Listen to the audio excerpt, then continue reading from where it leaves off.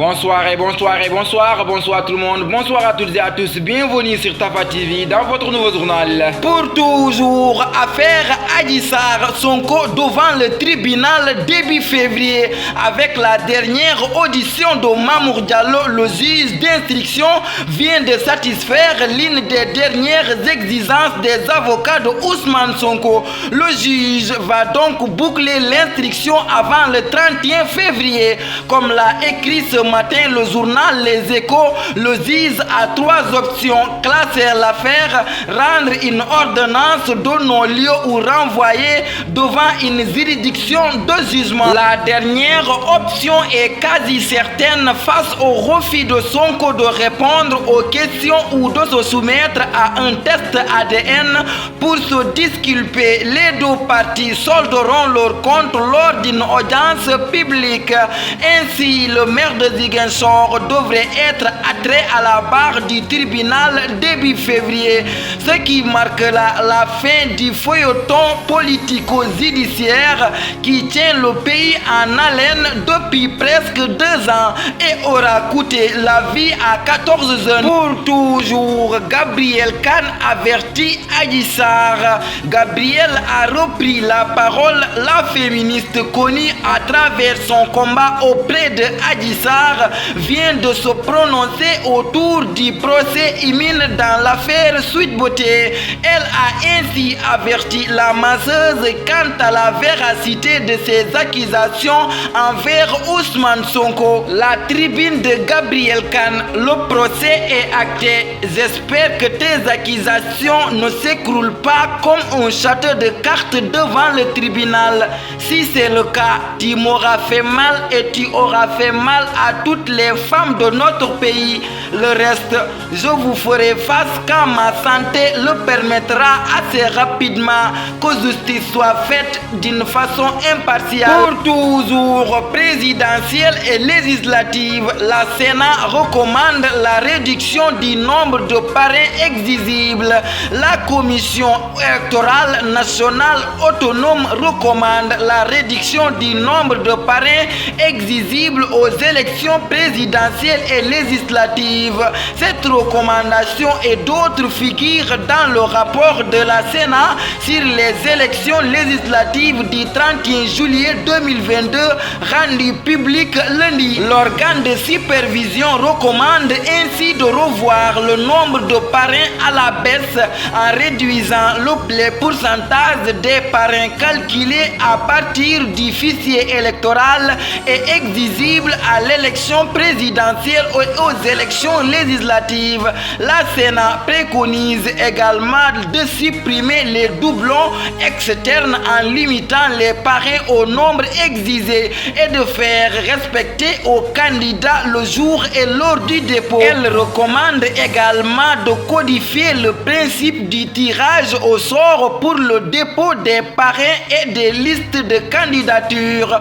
Conformément à l'article L22-1 du Code électoral, la Sénat a fait un rapport général après chaque élection ou référendum. Elle l'adresse au président de la République dans les 3 mois qui suivent le scrutin. Pour toujours, à Tambacounda, Macky Sall inaugure le camp militaire de Goudiri. Le président de la République a inauguré ce mardi le camp militaire de Goudiri, un cantonnement qui répond au déploiement du dispositif de la jeune militaire numéro 4 qui couvre Tambacounda et Kédougou pour un maillage plus cohérent des activités, des actions et une meilleure prise en compte des risques et menaces transfrontalières. Ce nouveau camp va jouer un rôle primordial dans la défense de l'intégrité territoriale et la protection des personnes et des biens.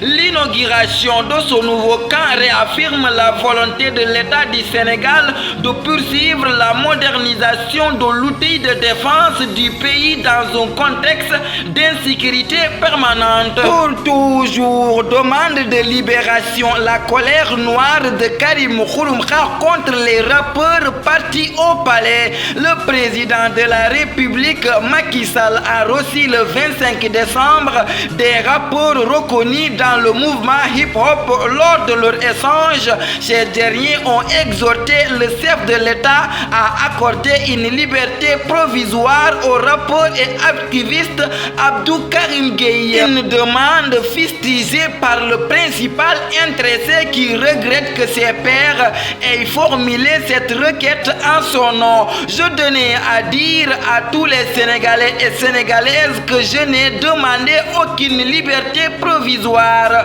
devant des rappeurs qui sont allés répondre à une invitation de Macky au palais, a-t-il écrit dans un message. Pour toujours, à Keul Galgou, un chant organisé par un ASP vire un drame. Trahi par son pouvoir mystique, Cheikh Niang a été tué par un couteau. Le drame est survenu dans la nuit du lundi au mardi entre 3h et 4h du matin à Keul Galgou, une commune située dans le département de Diourbel. Tout est parti lorsque le jeune âgé d'environ 18 ans est tombé en transe lors d'un chant. Sous l'effet des zikrs, Cheikh Niang, invulnérable au feu, s'est planté un couteau à la cuisse droite selon les sources de Seneweb. Mais il s'en est sorti avec une grave blessure, évacuée au poste de santé local. L'adolescente a fini par rendre l'âme. Ainsi, le chant organisé par un ASP répondait aux initiales TF et viré au drame. La gendarmerie de Diourbel, sous la direction du commandant BM Diallo, a ouvert une enquête pour élucider cette affaire. Pour toujours, à Touba, le khalifa général des Mourides, Serigne Mountakha Mbacké Yalla fi yàgg te ànd ak wér, hausse le ton quelques jours après le braquage d'une station-service à Damatou et l'agression sexuelle d'une fillette à Jannatul Mahwa. Serigne Mountakha Mbacké a plaidé pour le renforcement de la sécurité. Le patriarche de Darou Minam a fait des recommandations allant dans ce sens. Le khalifa général des Mourides avait convié ce mardi les autorités sécuritaires et administratives locales en présence de son porte-parole Serigne Bassirou Mbacké Abdou Khadre, l'adjoint au préfet de Mbacké, le sous-préfet de Dam, le commissaire Sen, chef du commissariat spécial de Touba, le capitaine Wad, le commandant de la compagnie de gendarmerie de Touba ont pris part de cette rencontre. À l'issue de ce conclave consacré au renforcement de sécurité à Touba, le khalifa général des Mourides Serigne Mountakha Mbacké a fait une déclaration à travers une vidéo qui sera diffusée incessamment après visionnage. Pour toujours, refus de mettre à leur disposition une salle de conférence. Directeur Abdourahmane Diouf tire sur le recteur de l'ICAD. Dans un post sur Facebook, directeur Abdul El Hadj Abdourahmane Diouf dénonce l'attitude du recteur de l'ICAD qui a refusé de mettre à leur disposition la salle de Khali Amar Fall. Nos panélistes en majorité sont des professeurs à l'ICAD, les autres viennent d'autres universités du pays. Le débat proposé est scientifique. Comme vous pouvez le constater, le refus du recteur n'est même pas motivé, écrit-il. Il rappelle au commun des mortels que ce recteur passera comme tous ceux qui ont un mandat public. D'autres plus républicains, je l'espère, les remplaceront. L'université est un espace de liberté que tous les petits calculs politiciens ne doivent doivent pas rétrécir. On est en plein dans l'arbitraire, dénonce-t-il. Pour toujours, la tombe de Pelé serait-elle déjà préparée au Brésil? Les images qui choquent le roi Pelé qui vit ses derniers jours de vie, c'est du moins ce qui se dit au Brésil. La légende brésilienne n'a pas réussi à se remettre du cancer dont il souffre depuis quelques années et se trouve dans un état de santé très critique. C'est ce qui ressort d'une vidéo divulguée par sa fille où l'on peut voir le triple champion du monde 1958, 1962 et 1970 alité dans sa chambre de l'hôpital israélita Albert Einstein de Sao Paulo. Tafa Actu le 28 décembre 2022. Repose-toi d'avoir bien fait et laisse les autres dire de toi ce qu'ils veulent.